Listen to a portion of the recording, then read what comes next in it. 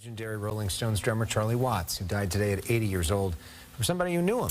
Kenny Aronoff himself named by Rolling Stone magazine as one of the 100 greatest drummers of all time. And Kenny, you gained fame as the drummer for John Cougar Mellencamp. Talk about Charlie Watts and his inspiration then. Well, the Mellencamp band was inspired by the Rolling Stones. The 17 years I was with John, and there was a song called the Authority song that I actually mimicked one of Charlie's most famous beats, where he would come off the hi-hat when he hit the snare drum. So it'd be like, and it has a very unique feel. He made that famous, and me playing that beat affected everybody else's part in the band, and that became one of John's biggest songs, the Authority song. Nice. And you also worked on a solo album with Charlie Watts, and as part of that, ended up spending some time recording with the Stones.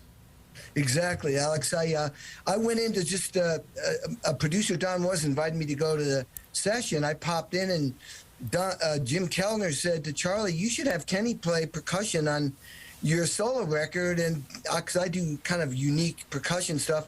And I did, and Charlie said, "Would you come back tomorrow and play again?" And next thing you know, I was playing every day with him. And then all of a sudden, one day I walk in, it's the whole band recording. And an amazing story came from that whole recording session, which was, I was playing a gourd with a brush, and Mick Jagger came up to me, and it was 4 in the morning. They started like midnight. And he said, "Hey, listen, I love what you're playing, Kenny, but don't get in the way of Charlie Watts' hi-hat." And the point is that Mick Jagger really, really revered Charlie Watts as a big sound of the Stones. And he even said that no Charlie Watts, no Stones. So I think that's amazing. Kenny, you're coming to us from a studio on Sunset right now. You're a boy from Indiana. What's it like to play with the Stones? Well, I mean, the Stones were like, it was the Beatles and the Stones ever since I was in my diapers, you know. So to be with the Stones, it was like I had to pinch myself. It was unbelievable. Well, and also talk about Charlie Watts' impact on the Stones, because you've got somebody like, you know, Keith Richards, who is so wild and crazy with the drugs and alcohol and everything else, and like 55 different lives that he's had. And then there's Charlie Watts, who's like, you imagine him in like a suit, right? As like a gentleman, kind of the adult in the room that was almost supervising the rest of them.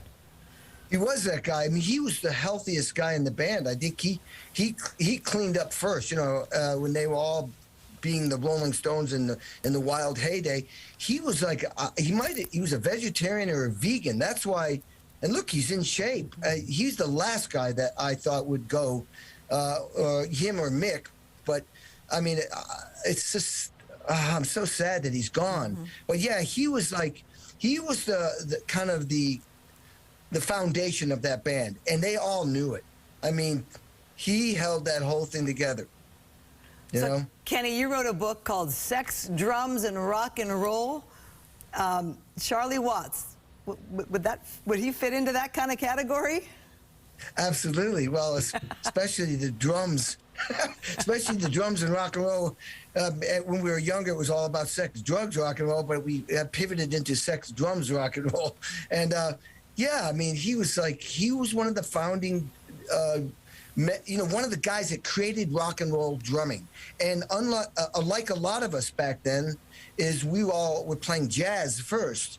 And that's why he had a big love for jazz. And his record, his solo record was, I think the titles were Jazz Drummers.